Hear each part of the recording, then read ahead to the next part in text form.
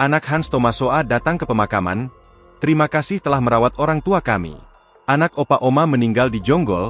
Hans Tomasoa dan Rita Tomasoa ternyata menghadiri pemakaman orang tuanya. Anak bungsu Opa Hans dan Oma Rita itu datang di akhir pemakaman. Jasad Hans Tomasoa dan Rita Tomasoa ditemukan oleh warga di dalam kamar rumahnya pada Sabtu, 13 Juli 2024. Kondisi Opa Hans dan Oma Rita saat ditemukan sudah membusuk. Pasutri lansia itu diketahui tinggal berdua saja di rumahnya. Mereka memiliki 3 anak laki-laki, namun jarang menjenguk kedua orang tuanya.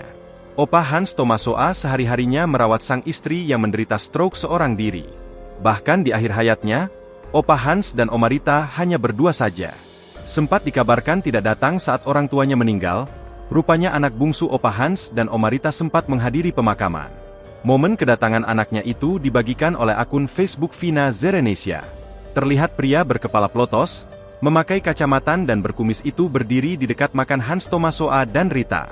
Ia memakai pakaian serba hitam dan menyampaikan terima kasih kepada jemaat gereja yang selama ini merawat orang tuanya. Saya ucapkan terima kasih sebanyak-banyaknya.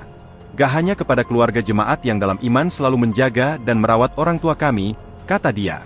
Kemudian ia pun terlihat berfoto bersama para jemaat di dekat makam Hans Tomasoa dan Rita Tomasoa. Berdasarkan informasi, ia adalah C.J. Tomasoa yang merupakan anak bungsu Opa Hans dan Oma Rita. Perawakannya juga mirip dengan anak Hans Tomasoa yang menikah pada 15 Desember 2021. Pada foto-foto pemakaman, ia terlihat sedih atas kepulangan ayah dan ibunya. Download Tribun X sekarang, menghadirkan lokal menjadi Indonesia.